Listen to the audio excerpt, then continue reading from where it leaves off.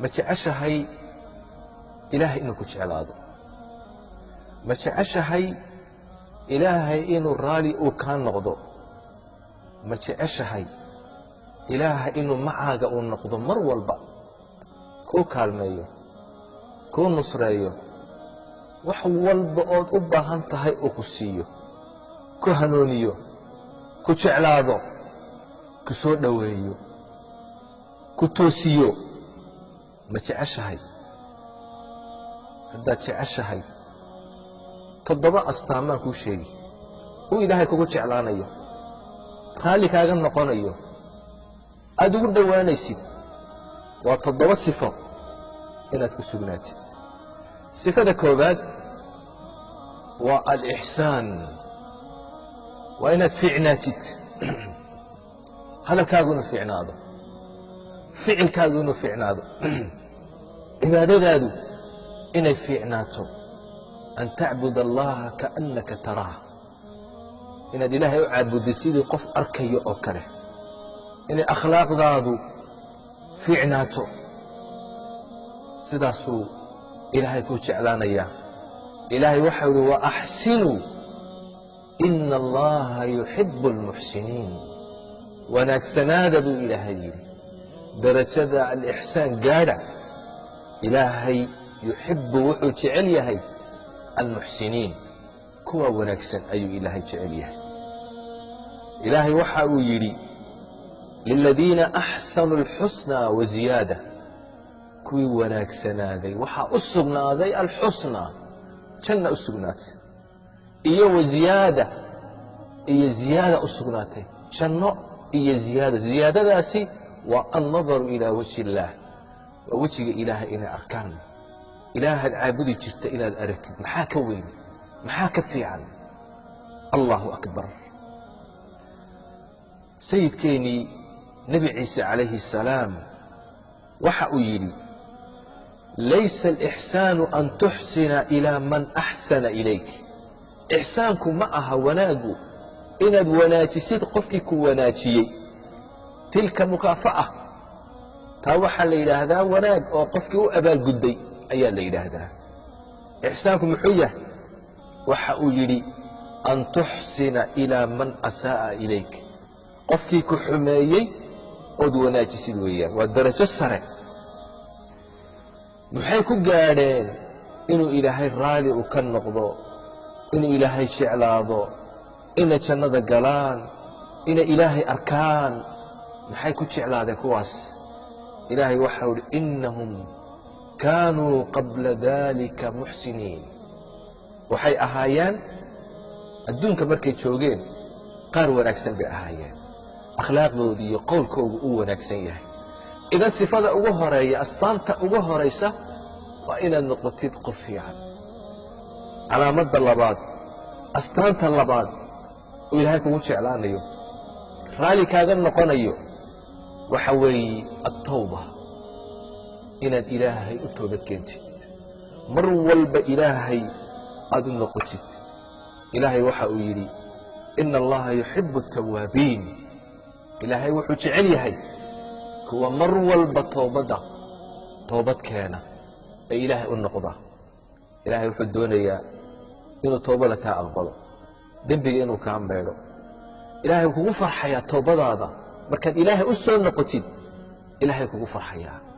maxaa ka fiican marka inaad ilaahay u noqotid ilaahay u toobad keentid ilaahay wuu ku jeclaanayaa toobaduna waa astaanta labaad oo ilaahay kugu jeclaanayo ta saddexaad ilaahay waxa uu jecel yahay uu kugu jeclaanayaa uu raalli kaaga noqonayaa waa atatahur inaad isdaahir yeeshid qalbigaaga inaad nadiif ka dhigtid jirhkaaga inaad nadiif ka dhigtid dunuubta inaad iska maydhid iyo tahaaradii xisiga ahayd jasadiga ahayd wahiyaabaka fatahir ilaahay waxau leeyahay wahiyaabaka fatahir ilaahay waxa uu jecel yahay kuwaasi isdaahir yeela ayuu ilaahay jecel yahay ina allaha yuxibu الtawaabiin wayuxibu اlmutatahiriin kuwa isnadiifta ku dadaala iimaankooga iyo qalbigooga iyo caqligooga iyo jirhkooga intaba nadiifiya nadaafadda ku dadaala taana ilaahay uu jecel yahay ilaahay baad ugu dhowaan raalli buu kaaga noqonayaa sifada afaraad oo alla kugu jeclaanayo kugu soo dhowaynayo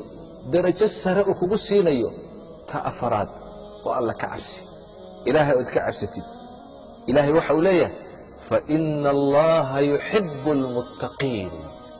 ilaahay wuxuu jecel yahay kuwa ka cabsada isaga cadaabkiisa ka cabsada cuquubadiisa ka cabsada naartiisa ka cabsada iska ilaaliya macaasida daacada ilaahay u orda kuwaasuu ilaahay jecel yahay shirkiga iyo xumaanta iyo dunuubta ka fogaada astaanta shanaad uu ilaahay kugu jeclaanayo sifadaasi waa asabr inaad sabir yeelatid ilaahay waxau leeyahay wallaahu yuxibu asaabiriin ilaahay wuxuu jecel yahay kuwa sabra daacaadkiisa khayrka ku sabra maxaarimta ilaahay uu kaa xarimay ka sabra ka joogsada qadarka iyo masaa'ibka dhacaya ee qoran ku sabra